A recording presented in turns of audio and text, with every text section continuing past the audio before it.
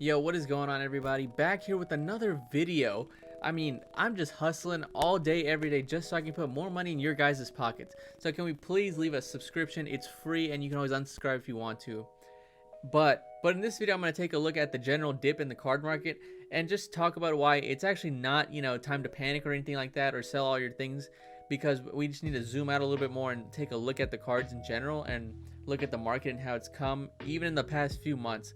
So let me show you that right now. So first off, the big thing that really kind of set everything off, or the flagship card that everybody goes off of as the status of the card industry, is the 1986 Fleer Michael Jordan PSA 10.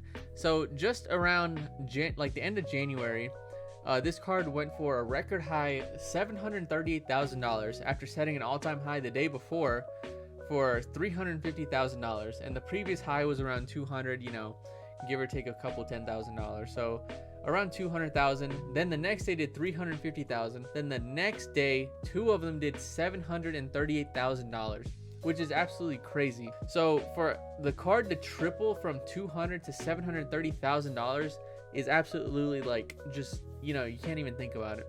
Then also this Michael Jordan sticker Fleer PSA 10, that one did about 229,000. Now that's down, $64,000, or sorry, $74,000. And let's just look at a few more cards. Like we have the 2003 Topps Chrome LeBron James PSA 10. This was going for 45,000 at its peak, and now it's at 24,000. It's dropped down by almost half. We have the 1996 Kobe Topps Paper Rookie. This was at $12,000 at the highest, which is crazy, and it dropped down by 50% to $6,100. And there are probably a lot of other cards like this, specifically in basketball and football. That's probably more because of the off season, but in basketball you can see it the most. So I'm just going to explain why that's not really that big of a deal, and why the card market is not really in a bad spot right now. So if we want to go into market movers and just kind of look at certain players, let's just go to LeBron and then go to his Topps Chrome PSA 10 card. All right, so as we said earlier, his PSA 10 was at around 45,000 at its peak, 44.5. Some went for 45. That's crazy, and now it's back down to almost half of that. But if we want to look a few months back, this card was at 15,000. So in the macro perspective, we're still way up from where we were even just a few months ago. And the thing is, the card market moves so fast that we can't even keep up with prices. We just base our prices on what happened last week, and which is kind of a long time in the card market. And if a card doesn't go up by 5 or 10% every day, it's just terrible performance, whatever the card market's over with.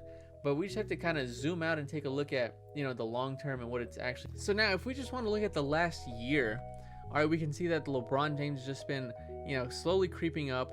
All right, look, it hit 10K, which is really good. And then I think this is around the time they won the title, and then boom, it just went all the way back down to 10K, which from 15,000 to 10,000, that's kind of a lot. It's 33%. So then we saw it kind of go back up, settle at around 10,000, and then we saw it slowly creeping up around December time and just shot all the way up to 45,000 without even going down. So it went from on November 17th, this card was 10.5 thousand, and then all the way up to February 5th, it went up to $41,000. Just no stops, no consolidating, nothing, which is crazy. But as we can see from the last run up from this card, it went from 10,000, it went from 15,000 to 10,000, right? And then it went all the way up to 45,000, and that's going to go back down. So am I saying it's going to go all the way back up, maybe even breaking 50,000? Obviously nothing's guaranteed, but the way it's been looking, a lot of these cards, they spike up, then they consolidate and flatline for a little bit, and then they go up again for an all-time high. And then that just seems to be the pattern. And as long as things are going the way they are, more people are getting into the hobby, there's just more money in here. Everybody, LeBron is playing well. There's just some all-around excitement for sports in general. I think cards are here to stay. I'm not really worried about it. It's just, I think people have such a micro outlook. They look at what's happening the past few days rather than looking at what's happening the past few months. So it kind of overshadows their judgment, and also misleads them in a way. when they're only looking at, you know, the most recent comps, and when they want everything to happen just like that instead of being patient. So, you know, this is not just for this card, but we can look at other cards too. Like, all right, so this is a card I personally own. It's a 1985 Nike promo PSA 10 Jordan. So if we want to look last year, so on June 7th, it was at $3,300. Then in August, I can't even talk today, it went to $15,000, which is crazy. And then in October and November, it went down to $8,800. So it went from $15,000 to $8,800. So it's sliced by 50% almost. And then it went back up to 15, went back down to 9, and just kind of this choppy behavior. Then it ran all the way up. Okay, ran all the way up to 45, had to sell at 35, all the way up to $50,000. Okay, and now it's back down to 27,000, and I bought at 30K, so I'm still gonna hold. And I still believe this is a great card too, but this is just an example that not everything can sustain growth forever, and not everything's gonna go up forever, obviously. So you just gotta obviously sell when you can, but don't freak out, you know, unless you're just bought into the hype or something like that. Then you might, you know, have to take a loss and just recoup from there. But, you know, you just have to know what to expect. But, you know, when you see these dips and things like that, especially for these super rare limited cards, I wouldn't be too worried. And you know, I would just wait for the next run up and then to get out if you're wanting to, and get into another card. Or if you want to just hold it forever, you know, then this video probably doesn't even apply to you. So that's my take on the current state of the sports cards and the card industry.